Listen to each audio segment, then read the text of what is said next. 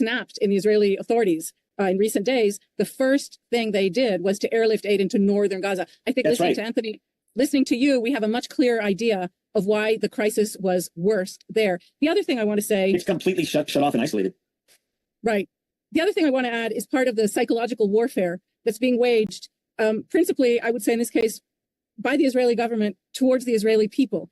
And it's a word that you've obviously chosen not to use, but it's part of a dehumanization campaign. So the truly horrific distribution method, if we'll call it that you're describing, seems to me aimed at making these Gazans who are desperate for food look like animals, look like savages. I think yes, that is exactly the design of the process, the design of how you get to the site, how you get the food. It is 100% by design to dehumanize the civilian population and to give the appearance to the outside that they are animals, they are cattle, they are just herded from point to point and that they don't have value.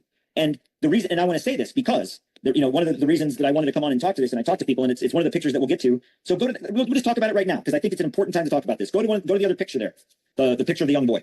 Okay, hold on. Okay, this is emotional for me to get through, and I want to tell everybody, I served in the Army for 25 years. I've been shot 3 times in combat. I'm pretty tough. This gets me every time because to what you're saying, the dehumanization. And what I want to say to the American people and to the people of Israel, I've been there.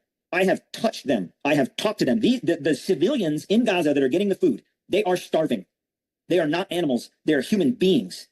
And they're being treated like animals. We treat these civilians in Gaza worse, with less dignity than we treated the ISIS fighters that surrendered in Baghuz Faghani in Syria in 2018. We treat the civilians in Gaza worse than we treated ISIS, if that's any indication to the level of inhumanity.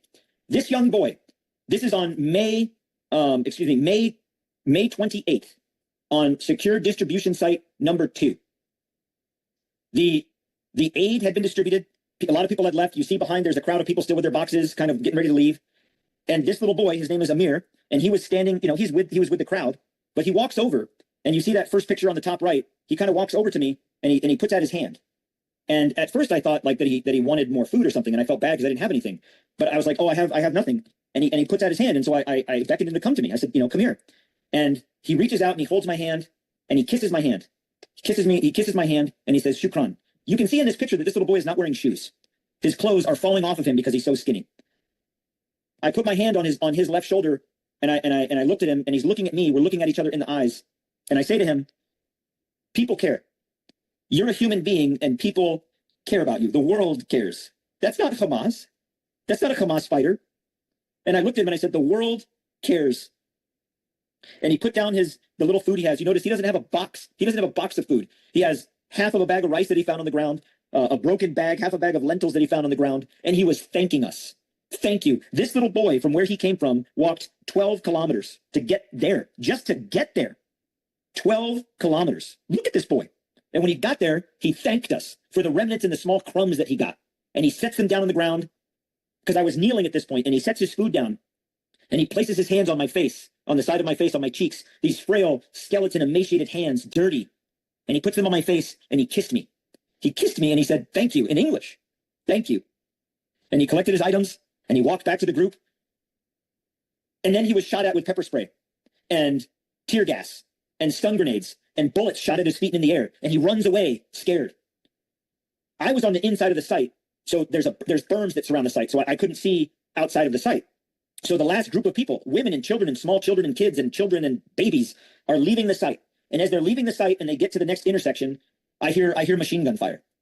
It startled me because I didn't know what was going on. So I ran up to the berm. You see the berm behind him there. I ran up to the berm so I could look. And I run up to the berm and I get down and I'm kind of like in a covered position, and I'm looking like, oh, what's going on? I thought we were being attacked. And the IDF were shooting at the crowd. And I want to point this out. When they left the site, the road to leave the site is covered on both sides by a berm. The IDF can't see that. All the IDF get to see from where their position is that as these civilians come out and they hit that main corridor, if they're shooting warning shots to control the population from going east, they can't see on the other side of that berm. And they don't even know that. They don't know that they can't see that because they don't have control of the sites. They have to stay away from the sites. So they're shooting to control the population that's along the Marag corridor. And as they're doing that, they're shooting into this crowd. and Palestinians, civilians, human beings are dropping to the ground, getting shot. And Amir was one of them.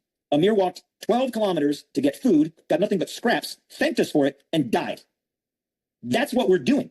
That's not the only occasion. That happens every day at some point in the sites. Innocent civilians being shot at. Not because of the evilness of the IDF soldier, but because of the lack of responsibility of the leadership and the people in charge that put these sites where they're at, that put the IDF and the UG Solutions contractors in this horrible ethical dilemma of having to protect yourself and having to deal with a crowd of 8 to 10,000 people. It's brutal. It is inhumane.